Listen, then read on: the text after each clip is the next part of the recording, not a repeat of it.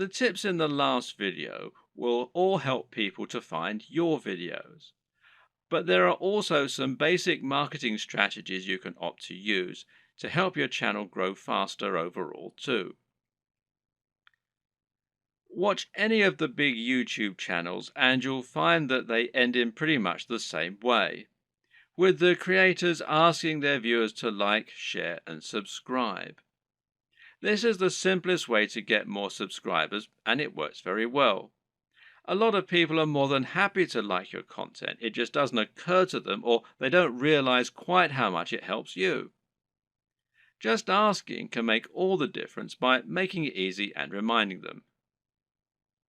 Another very important tip when growing your following on YouTube is to look for other YouTubers that you can partner up with. If you watch any big channel, you'll find that very often it will work with other big channels and feature guest appearances from other creators or just mention those other creators. A channel that does this very well is Vsauce, which features answers to many fascinating questions. Michael Stevens is the creator of this channel, and he is almost always recommending other creators or having them come on to talk about their areas of special knowledge. This is essentially influencer marketing. It means you're finding an influencer, in other words, anyone with a large existing audience, and getting them to promote you. The key to success in this arena is not to try and be too ambitious right away. In other words, you're probably not going to get a shout out from Vsauce unless you're already pretty huge. Instead, try and find someone who is about the same size as you and in a similar niche and ask if they want to do a crossover video with you.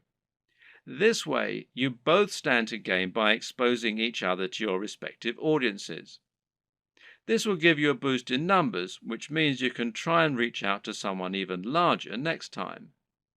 If you don't have any luck with this right away, you can also try just giving people free mentions, and you may find that those creators are flattered by it and see fit to do the same for you in kind. Try not to view other creators in your community as your competitors. Instead, view them as colleagues and think of the niche as a community of creators. This way, you'll be able to ingratiate yourself into that community and work with them to help get yourself known while delivering something new for their viewers. Of course, YouTube's advertising platform is not just a way for you to make money. It can also be a way for you to spend money on your own adverts. This way, you can create an advert that will show at the start of other videos and bring people to your channel. This costs money though, so it's not going to be a good option unless you already have a good form of monetization set up, and that needs to be more than just advertising. If your YouTube channel is the start of an effective sales funnel that leads people to buy a high ticket item, you can calculate your LCV, that's lifetime customer value, and then decide how much you're willing to spend on ads. If you choose to go down this route, then it can be very effective. Just take a look at the success of Tai Lopez thanks to his Here in My Garage ads, even if he is pretty much despised by half of the net. Finally, make sure that you aren't doing all of your promotion on YouTube. The best way to look at YouTube is as one part of a much broader strategy to build your brand and build trust and influence across the web. This means you should be on social media, and this will give you a way to share your content as you build more followers. Think of this as a virtuous cycle and try to focus on the synergy between your social channels and your YouTube channel. You can ask people to follow you on Twitter and Facebook in your videos, and then use Facebook and Twitter to bring more people back to your YouTube channel and hopefully get more shares among the broader network. This will help to make your brand feel more like a movement rather than a one-man show, and should help you to build genuine followers. Your blog, meanwhile, can serve a similar role, and you can use this to add additional content to your videos. This will make it easier for your videos to be found on Google and will give your fans a base where they can enjoy your content when they don't have the option of watching YouTube. The key to good branding is to be everywhere, and just because YouTube is your focus, that doesn't mean you should ignore other channels. With what we've said so far, you should now have a good idea of how to run your channel and keep adding new exciting content. But at first, you're going to find it a wholly unrewarding process. You'll upload your first video after spending ages working to get it just right, and then no one will click on it. If you're lucky, your first video might land you 100 views, and it will probably take months to get to that point. More likely, you'll have 3 views, and one of them will be your mother. Then you have to make another video and another, and it'll feel like you're wasting all that time and effort. Well, the first thing to recognize is this is not a waste. For starters, you're building your audience this way, but at the same time, it's worth noting that you'll be able to reuse your old footage. There's no reason that you can't promote those old videos once you have a much bigger audience, so don't worry if nobody sees them right away. And at the same time, you should start looking at ways to help people find your videos and begin generating momentum for your channel. Now, there are a few different things that you can do here that will help. Now, let's take a look at them. Now, this might sound very obvious, but of course, making content with a very popular subject matter is going to help you get more views. And better yet, making content that has a big dedicated audience, or that is not an overly crowded audience, will help you to stand out and get noticed amongst the crowd. Let's say you're making opinion videos about computer games. A great way to make sure that you get noticed is to make a video about Sonic the Hedgehog. Sonic is a somewhat divisive figure in the video gaming community, but there is a huge die-hard audience for him out there. If you make a video on Sonic, you can almost rest assured that it will get thousands of views and likes just from people searching for new content on their favorite mascot. Got a football channel? Then how about making a video about a smaller local team? There won't be that much content out there on this team, which means those fans will only have your video to satisfy their appetite. Again, this can be a good way to find a huge audience and build on it. Got a fitness channel? Well, try making a video on Bruce Lee. He's such an iconic figure that nearly any video on him is bound to get tons of likes and follows. YouTube uses numerous different metrics in order to determine if a video is popular and whether it should be promoted. One of these is how long the video is viewed for and how often it gets likes. So if your videos get watched all the way through every time and get thousands of likes, then your channel is going to look very popular and you're going to see your videos climbing the ranks of YouTube. This is another very good reason to make your content shorter, because it means that 3 minutes is now 100% of your video instead of 20%. Another tip is to give your viewers a reason to stick around. Tell them at the start of your video about something exciting coming up at the end, for instance. If you were trying to promote a website, then one of the ways you'd do so would be to use keywords. These are terms that people regularly search for when they use Google, and by lacing these into your content, you can ensure that Google will make the connection. Well, you can't do this in your videos because Google can't search the content of what you're saying. Well, yet. But what you can do is choose relevant keywords to add to the video when you upload it. Now, these should be things that people are likely to search for, as well as things that will make your video come up in the suggested videos at the right time. The way to get this right is to look for popular subjects, but at the same time, you want to make sure that the phrases you pick really are relevant. You're not trying to trick people into watching your videos here. All that will do is to get them to turn off very quickly. If you want to find good search terms, you can use Google AdWords Keyword Planner. Now, this will tell you what people are searching for on Google, and it might be different from what people are searching for on YouTube, but it will nevertheless be similar at least. But you can also just use a little common sense here. When you create your videos, try to think what people might be searching for when looking for that content.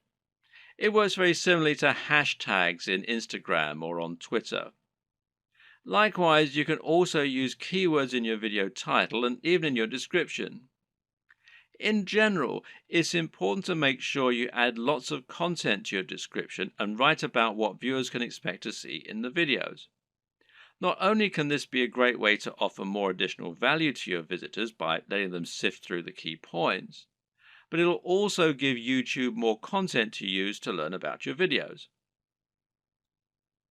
You have a YouTube profile, and this is something that can also come up in searches. So you want to optimize this for YouTube SEO, in other words, search engine optimization, just as you're optimizing your videos themselves with the keywords and descriptions. This means making sure you fill out your About page by adding lots of content into your description section. In your home page, you can also make your channel more appealing by adding playlists so that people can quickly find different types of content from you, and this way you can separate your content into different categories. You can also create a channel advert, which will be a video that introduces people to your channel and encourages them to subscribe. Add a profile image, a banner image, and be sure to link all of your social media accounts as well. All of this will help YouTube see that you're on the ball as far as content creation goes, which in turn will mean your videos get more promotion. So let's say someone is watching a video in the same niche as your channel and they see your video come up as a suggested video because of the keywords you used.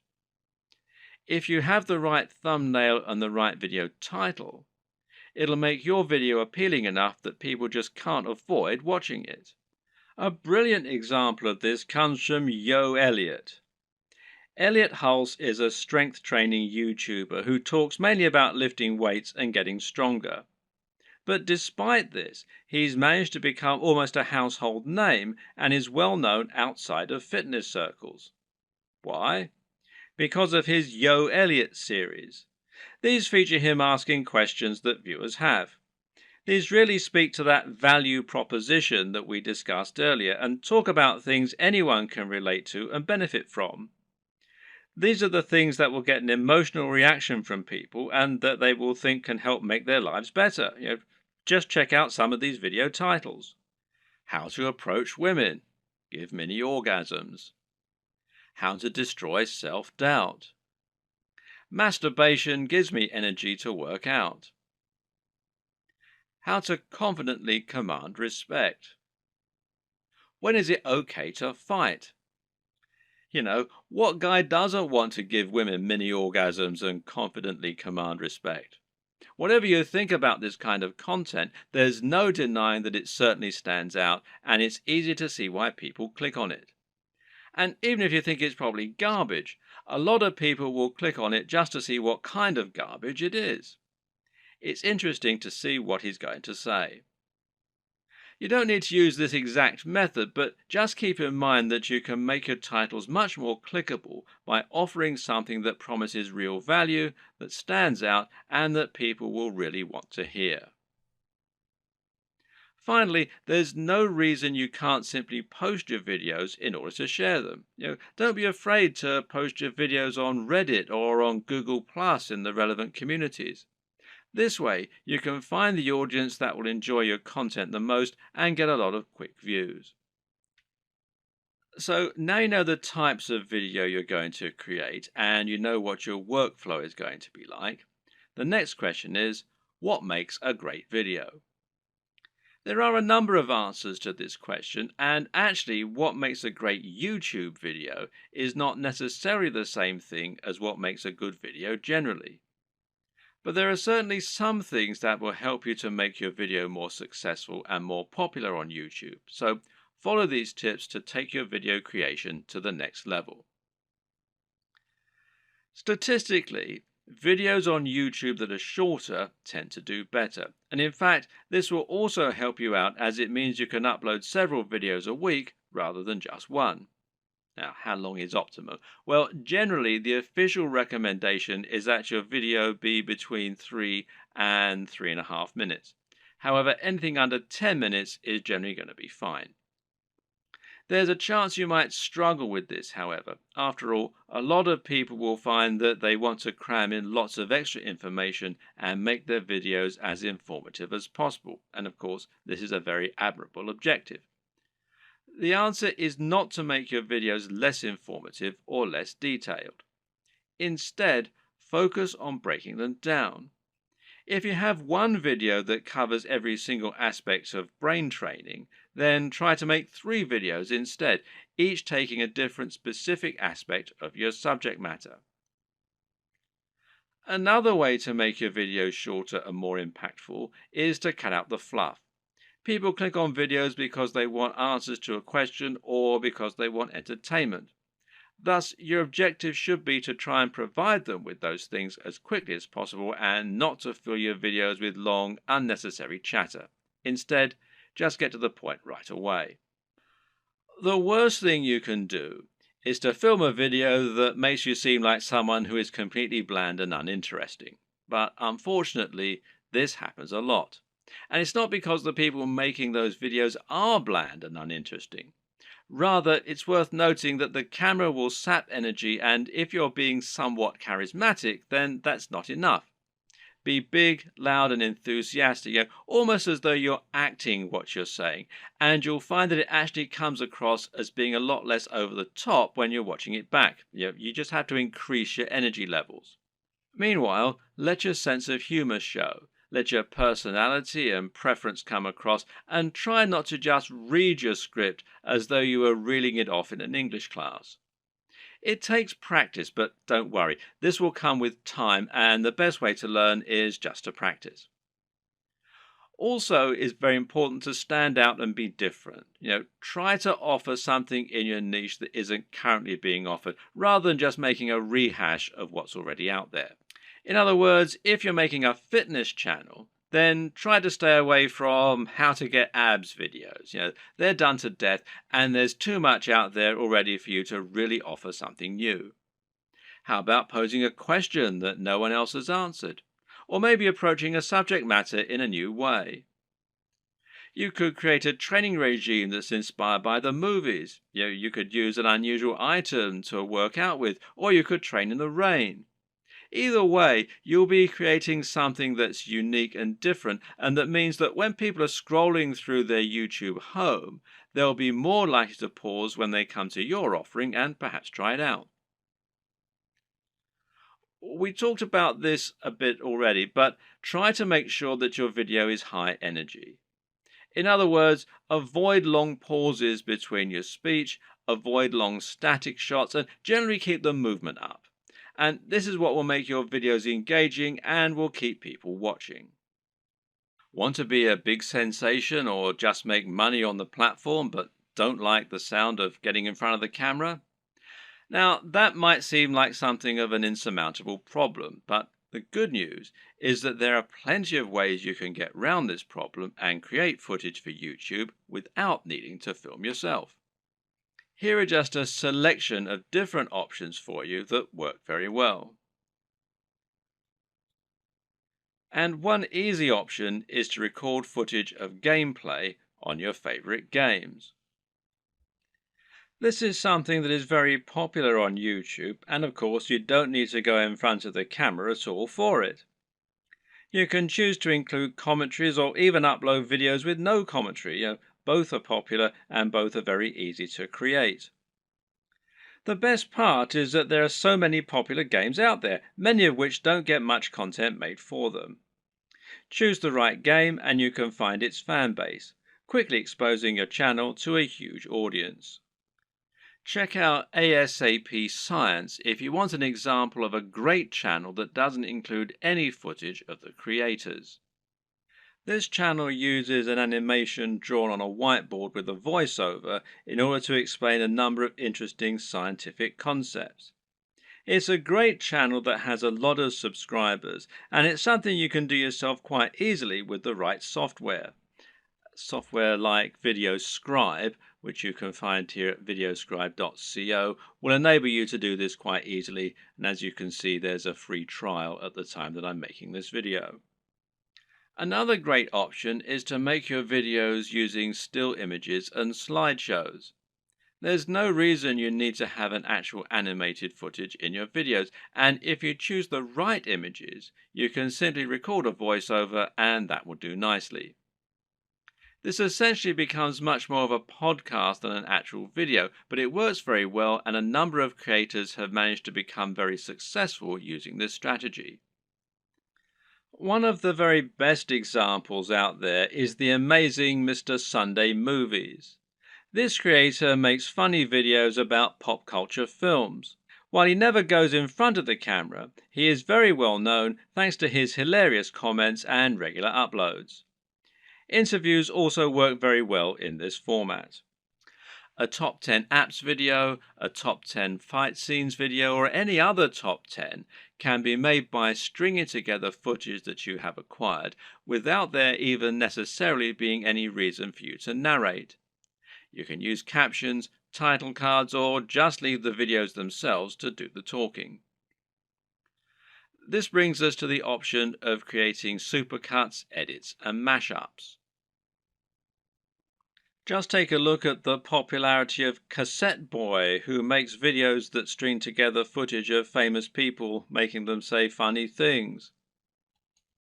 Then there's the incredibly popular Cinema Sins that cuts together mistakes in blockbuster films and then points out the mistakes they made in editing, etc. Another great example is People Are Awesome.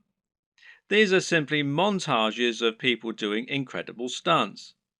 As long as you make sure you're okay to use the footage you choose, there's no reason that you can't make similar montages yourself.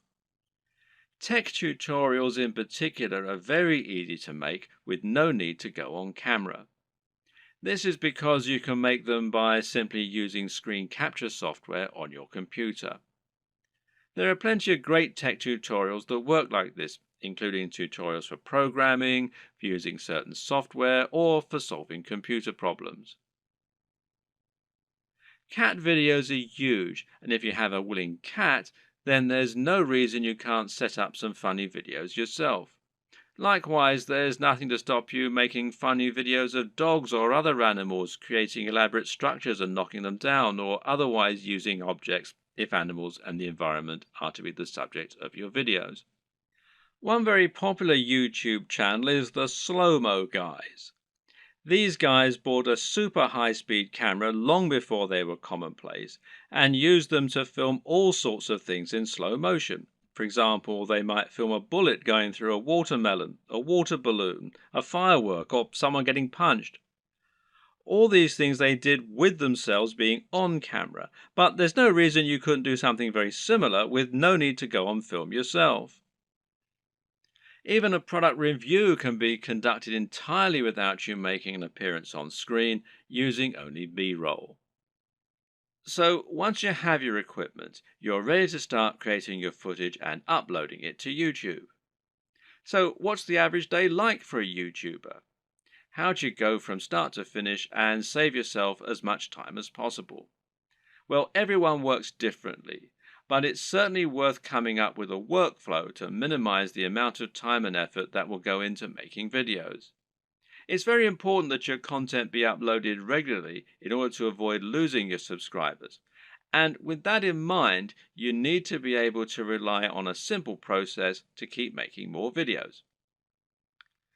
To start with, you should try to keep an area in your home or studio ready for filming at all times. Designate a corner of an office or somewhere else to record your footage. That way, you won't have to get everything out and set everything up each time you want to film. It'll be there ready for you to go right away. This also means you can create a set for yourself and a backdrop. This is very important because it will once again greatly improve your professionalism. You don't want to record footage of yourself talking in front of an untidy bedroom with clothes strewn everywhere. Nor do you want to record in an untidy office or any other part of the home that just looks like someone's house, unless of course your niche is about something for the home. Rather, your aim is to make a professional looking set that will help to reinforce the lifestyle that you're trying to promote. Now, this might mean that you set up an area in your home to reflect what you're trying to say about yourself. And this could be a very clean and modern looking desk setup, for example, or it could be lots of comics and film merchandise. Another option is to use a completely white background, which is achievable with your lighting equipment and a white wall or even a bedsheet pulled taut, or to print out a large canvas or poster that you can use for your backdrop. Or you can use a system called Chroma Key and insert a background in post-production. Whatever you eventually decide, just make sure you have everything right where you need it, and you know just where to stand, and you have somewhere to proper script. A good tip is to write yourself something of a script before you start, but to be generally quite relaxed in the way that you stick to this script. It's fine to work from it rather than reading it out verbatim. Another tip is to break your script down into lots of smaller pages. This way you can glance at the next section, perform it, and then move on to the next part. If you have a big enough storage card, then you can record everything in one take and then subsequently edit into a video that people will want to watch. But to do this, you also need to make it as easy as possible for yourself. You can do this by moving slightly each time you perform the next page. This will not only help you to see when you got the take right when looking at the footage in the editor, you'll know that the take just before you moved was the right one, but it'll also make it much more dynamic video as you'll be moving position on the camera as you speak. This makes it easier to edit in cuts too, as when you cut, you need to either keep your position the exact same or make it purposefully very different. You can't just move slightly, as this will look like an awkward switch. Another tip is to clap at the start of each new section. Why? Because that will make it easier for you to see the audio spike in the editor. One more. When recording your footage, always leave long spaces before and after each take, and generally record much more than you think you're going to need. This will give you more to work with in editing. You should also set up your mic separately, remember, and if you're using a lapel mic, then you just need to plug in your phone and slip it in a pocket while you perform your shots. You can do this all in one take as well. Now, depending on the nature of your video, you might need to record some extra footage as well that you can use as inserts. A long video of someone talking is not normally very engaging, which is why you'll want to switch it up often with clips of other videos or with images. One way to do this is by collecting a B-roll. Now, this is insert footage of the product you're reviewing, of your location, or of anything else that is related to your subject matter. The way you'll then use this is to have your audio running continuously in the background and then switch the footage of you speaking for footage of your products or of the environment. Collecting B-roll is a definite skill and will involve using the tracking head and tripod as discussed earlier. Try checking out technology videos from the likes of Android Authority, Techno Buffalo, and The Verge, amongst others, and you'll find they always include shots of phones and computers next to pens and paper, or by running water, or in the middle of grass and plants. In any case, the environment helps to showcase the beauty of the design and engineering, and it makes the shot more interesting than just a simple shot of a phone in someone's hands. This shows off that lifestyle again, and it makes everything look attractive and desirable. Once again, you can always record more than you think you're going to need. You've been surprised of just how quickly you can run out of B-roll while talking, so get as many shots as you can possibly think of. You can also use other types of insert footage. For example, you might want to use footage of yourself working out while talking about fitness, or you might want to use clips from other YouTube videos, being careful about copyright, of course. The latter you can accomplish by using various tools that allow you to download YouTube videos. A good choice is Hyper for YouTube, which you can download for free from the Windows Store. There are all manner of other ways to collect fun footage too. How about using a time lapse, for example? Timelapse Pro is an app for Android, iOS, and Windows, and it's perfect for creating time lapses of all kinds of things. Once everything is done, you're ready to edit your video. Open it up in your chosen video software and import it along with all the additional graphics, sounds, and other materials you intend to use. You now want to sync up your audio to your video, and most programs offer easy ways for you to do this. In Adobe Premiere, for example, it's a simple matter of right-clicking on both and then selecting Synchronize and then by audio track. Now the audio will be in sync, and you can just put the video on mute so that it's replaced by the high-quality audio you recorded separately. Now, just link the audio and the footage so that any edits you make will affect both, as though they were recorded at the same time from the start. You'll want to line all this up so that you have all your footage in order and so that there are no awkward pauses. It's also important to keep things moving and to keep things dynamic all the way through. If you're using lots of B-roll, then you should make sure you move from panning shot to panning shot. It should never be motionless or you'll lose focus. So make sure that you record lots of footage so that you have lots to work with, but then edit heavily too so that you're losing lots of it. Once everything is in order and the sound is lined up, you can then start to insert your extra footage and lay this over the top, intersperse it. Normally, you'll keep the audio going continuously and just cut back your video as you do this. If you watch the aforementioned Android Authority videos, then you'll notice that they tend not to have much of themselves talking at all. They have a clip at the start and at the end, and perhaps one or two in the middle, and the rest is all B-roll. Finally, try adding the video opener, any bottom thirds, and your logo and your music, and make sure that you get the audio balance right with the music, and consider using a small introduction before the opener. These final touches will give your video a real air of professionalism while helping to really drive home your branding. Now you just need to save your video in a format that YouTube likes, such as MP4, and then start to upload it to your YouTube account. All this can take a fair bit of time, so be sure to leave yourself time unless you have a really fast connection. And this will be even truer if you're using 4K footage. A tip is to use Chrome to upload. Google made Chrome and they own YouTube, so the two play nicely together. If your upload is interrupted and you're using Chrome, then you'll be able to resume it from where you left off later on, even if the computer's been turned off. While your video uploads, you can use the time to fill out a few of the extra details that YouTube requires from you. YouTube will ask if you want to monetize your video with ads, for example. And of course, the answer is yes, as long as you aren't overtly selling anything in it.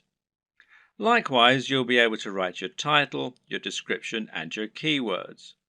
Make sure that your title is descriptive of your video, while also being something that people will want to search for and something that people will be tempted to click on when they see it.